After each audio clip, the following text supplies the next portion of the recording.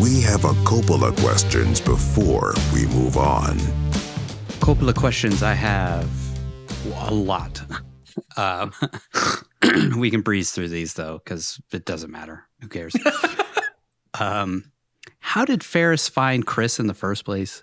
Yeah, I don't know. I wondered that no too. idea. They don't give you any context on how she got turned on to him in the first place. Yeah.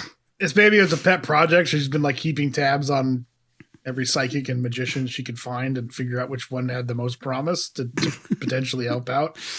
Is that like a task force in the FBI? It's just well, they did, MK psychics. Ultra and all that stuff. I guess that's true. They did experiment with in the past. I guess she's a holdover of that. Wasn't it the men who stare at goats or whatever? That was kind of what that movie was about. It was like remote viewing. Yeah. Mm-hmm. What was with the martinis? Which go away after the beginning. Like it's just in the first act and then maybe never he was supposed again. to be an alcoholic and then they cut it. Or something. His powers are fueled by alcohol. Maybe it's like a way of like suppressing his powers or something. So he's like could be because he'd be feels like a normal person. Yeah, I guess I don't know. Or Cage just likes martinis, so drink a martini. Martinis are cool. I always wanted to be a magician who drinks martinis. Besides, so the movie can happen. Why the hell would Chris run after stopping the guy with the gun in the casino? The only thing I can think of is what Nigel said is he knew that if he stayed, he'd get arrested by the FBI and they'd force him to... like he knew they were onto him or something. Yeah, I guess, yeah. Maybe he'd had visions like of her talking to him at his magic show or something, and so he did something to avoid that, but he knew that she was tracking him. Mm. But then it's like, I guess why did he have to get involved? But I suppose he did it because he's a good guy, so he wants to stop a guy from robbing the casino, even though isn't he technically robbing the casino when he uses his powers? Technically. Like, who cares if the casino gets robbed? Well, I mean, people get shot, so I guess. Yeah, but that's only, I guess, because he tries to stop him or something. Or No, the security guy security guard stops him in the middle of it. Yeah, he stops him from shooting the security guard. Yeah, that's right. Because the guy just forgot that the robber was totally stupid and decided to pull a gun in the middle of a busy casino and try to rob it. Why is Peter Falk in this movie? I feel like it has to be like he knows him or something, or it has to be something like that, yeah. Or he just wanted to work with him because he likes Columbo and it's his production company, so if they can make the call and pay him $1 million to be in a scene for a day. I mean, I have personally watched every single episode of Columbo because I fucking love that show. So if I had the chance to work with Peter Falk, I would have too. But what a terrible role to give him. You're just a guy, you like sandwiches. You like to play pool. You're my live-in lover. I don't know. 2 hours to walk 20 feet. It's a new record. I can't walk anymore because I'm old. Could be like Whistler and Blade. Chris Christopherson. That's kind of true, actually. Yeah, like he's his old mentor or something. Maybe he was supposed to be a magician, and yeah maybe something. That would make sense. It is like the relationship isn't even explained. Like, is this his uncle or his dad or just a friend he lives with? Or he calls him by his first name, so I'm assuming that he's not like his dad. True. But I don't know. Whatever. What was the relationship? I guess piggybacking off of that, what was the relationship between Chris and Peter Falk, and why did they live together in a garage full of old Vegas signs? What the fuck? Yeah. Is that a house? Is that a warehouse? Prop storage for Saturn Films. Yeah. They just shot there because it was easy. Yeah, probably. That would make sense. I don't know, man. I mean, so weird. I think they probably two Vegas magicians or two just friends who were both maybe Peter Falk is semi-psychic or something. I don't know. Yeah, so I feel like he had a bigger in role in one of those scripts, and then it got whittled down to probably just that. Yeah. Maybe It before they definitely cast feels like Peter a Falk. personal favor. Yeah. I mean, he died only a couple years after this, so maybe it was just like he couldn't physically do stuff that they had also written other scenes for, or they didn't have access to him for multiple scenes, and they just had to whittle it down to this one shot he was in. Yeah, he had I think like 2 roles after this. One was like a voice role too, so I think he wasn't doing great at this point. How the hell did they know that Chris went to the diner? Why? Low Jack, man. Well, did he take the car that he stole to the fucking diner? I don't know. Maybe because she'd met Peter Falk at that point, so he probably told her. Why would he tell her? Yeah, why would he tell her? Maybe because she threatened his job vaguely. What job? She may have been like, "Hey, this is a matter of national security. Like, we literally have a rogue nuke that he can help us find," and was honest with him. And he was like, "Okay, yeah." He goes to the diner.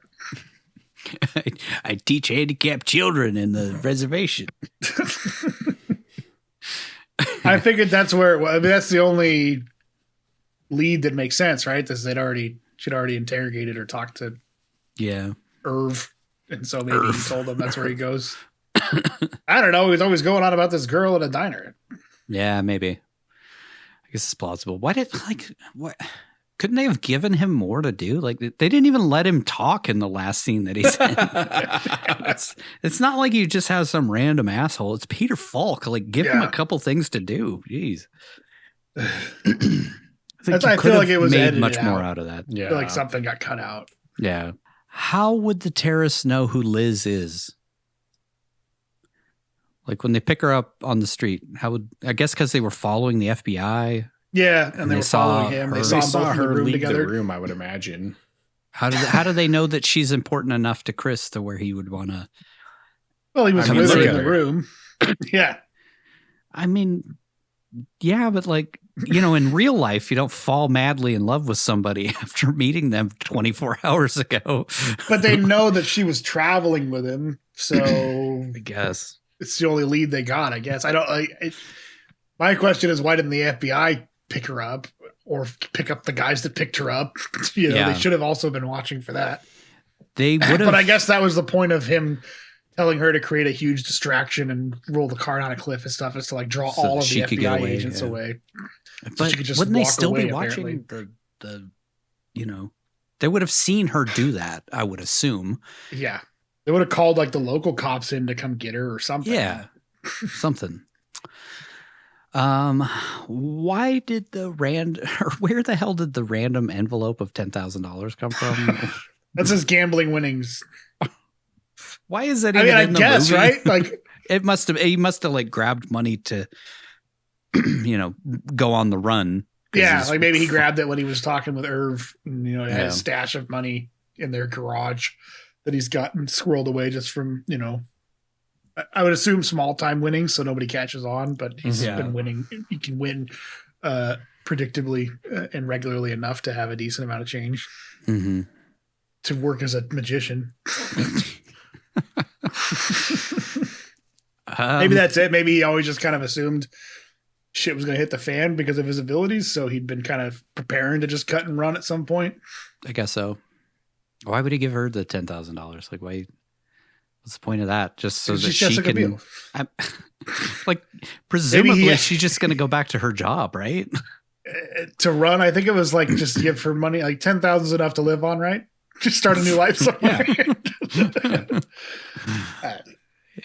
Yeah, I don't know, man.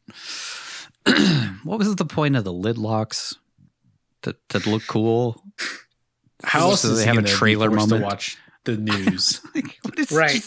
He was like, "Oh my god, I can't listen to Wolf Blitzer anymore." Closing his eyes. I can't watch Wolf Blitzer. Tucker Carlson, no. I don't know, man. Please, no more Nancy Grace. Fucking Champagne has been dead for 10 years. I can't listen to another minute of Anderson Cooper. I don't know. I think it's just to be like mildly torturous, It's like, oh, that's That's not right. They didn't want to show him like literally torturing him, I guess, but that's you could imply that they would. I feel like there was a thing in the Golden Man about them cutting his arms and his legs off so that he couldn't leave. And like, Jesus Christ, maybe that was part of this, was like he was also had his eyes propped open and like his head popped in place so he couldn't stop watching. Yeah. They never let him even rest. Yeah, but it just doesn't make sense because she knows that he can only see 2 minutes into the future, his future. So why the fuck would she think him watching the news would allow him to see the nuclear bomb going off, like we said in the breakdown, with enough time for them to stop it? Yeah. It's just like it doesn't end up working, and then it's like, no, did anybody read this script that was rewritten 1,000 times and say like, what the fuck? Like, this doesn't fucking make sense. Honestly, that feels like the best thing they could come up with. Like, what else are you gonna do? The guy, it's like why would you even have it be 2 minutes in the first place? I guess because that's the Harlan Ellison or the Philip K. Dick story was for 2 minutes, so you had to stick to that. But it's not practical, and I guess that was probably the original. Maybe part of the intent of the story was like this horrible thing happens to this person or mutant or whatever with this ability, and it doesn't serve a practical purpose. It still gets used that way. But yeah, I think that was the point, was like, this is to show what the consequences were of him ever getting caught. Like, we need to see that he was right. And like, but then Ferris changes her mind 5 seconds later. Right. That's one of my questions. Why did she let him go? Because she has to change of heart. Because he cares about the woman, I guess. I think like she realizes that he's a good dude, punch his way out. So she doesn't actually release him. She just gets him out of the chair, which is really stupid when you consider she's still trying to use him to stop the nuclear bomb that's about to go off. So why did she let him go back to his room just because? But tired. She wasn't going to let him go. I don't know, man. There's so many things. They just lock him in that chair, and eventually they're like, hey, can you tell me what the score of the Lakers game is going to be? 2 minutes enough time to call a bookie, right? I can call him. He's like, no, Kobe, no, don't let me get on the helicopter. Don't get on the helicopter, Kobe. He should have been a day trader or something in addition to gambling. Because you get 2 minutes enough time to make a trade before you know something's going to shoot off. But he had to be inconspicuous, you see. Yeah. Otherwise, they'd catch on. Yeah, that's true.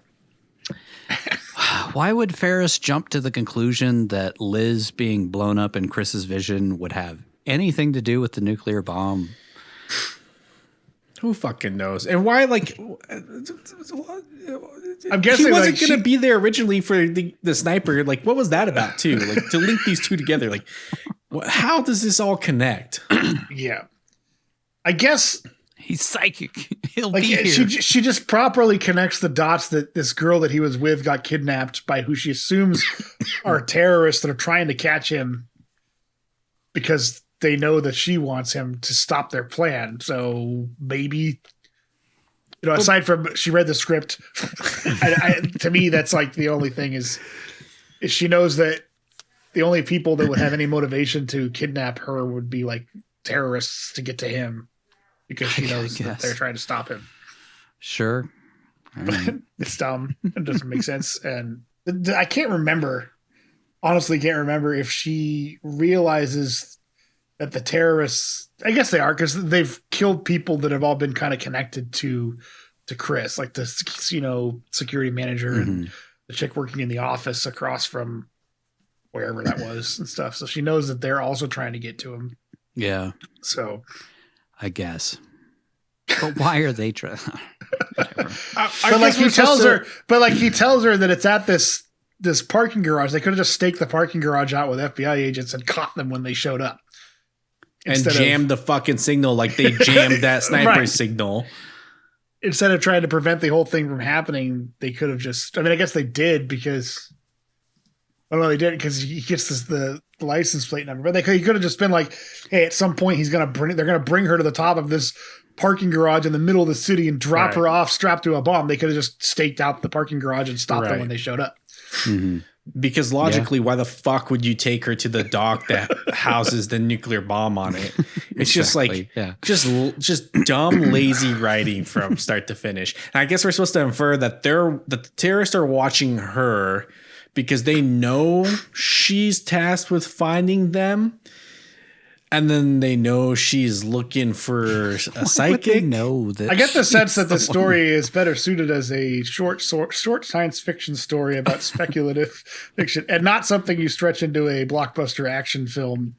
Because feel Minority Report and Total Recall made money. That's why. I feel like they wrote themselves into a corner every which way that they were writing the script, and this is the shit that got sort of cobbled together. Yeah. In a way that you could actually make a movie out of it. You could have told a compelling story using these devices, but you would have had to actually put thought into how to do that instead of whatever the fuck this ended up being. I'm just gonna go read the story after this. Yeah, I do want to read the short story and see You how can find that different. online. Yeah, sure. It's probably in the public domain at this point. I would imagine, yeah. And my final question is, so in the resetting of the world at the end, the terrorists still know that Chris was with Liz and therefore could still use her against him. So what's to stop them from kidnapping her again when he leaves her at the hotel? I assume they're still there. Right. We know that they're there. Well, first off, there's a lot of problems with that. Why didn't they just fucking shoot him when he walks out to the car to get in the car with Ferris and shoot her? And then I took away that part of his deal with Ferris is that the FBI would put her into protection until everything was resolved. Yeah. Even though it goes against everything he says to her about, if you wait for me, I'll come find you. Couldn't he just tell them that the terrorists are that's right what there, I think like happens right across the hill? I think that's what happens. The first thing he tells her is, "Hey, they're here watching right now. Go catch them. They're going to be your best lead, and we'll figure out. I kind of know where the bomb's at right now. So if you move fast enough, you can catch all them and get to this place and catch the bomb before anything even blows up." Yeah. So why is it going to take weeks and months for him to accomplish this? He literally could have just told her on the fucking phone, this. Hey, go over and there. then they could have went back to the Havasu Pai reservation. I guess because he knows that they're gonna. He knows that.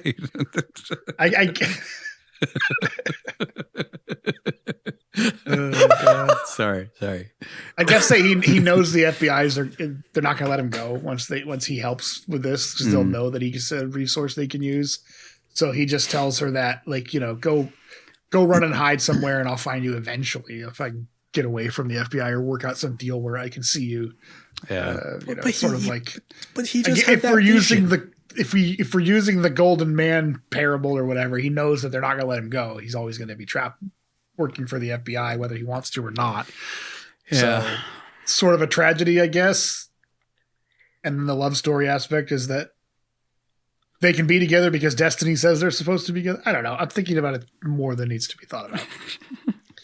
How do they actually there's no way that their relationship is that strong after spending a fucking day together. Hours, he made a we already lizard established appear. She's got shitty choices in men, so maybe we both like rain. They do imply that she falls for guys quick. And we know that he can do whatever he needs to do to know what's the right thing to say in any given moment. So he can be with anybody, probably. Yeah. Based on that alone. The more you think about it, the creepier it gets. Fun fact, Jessica Biel was born the day after Philip K. Dick died. Really? So there's your destiny. There's your destiny. There's your destiny, bitch.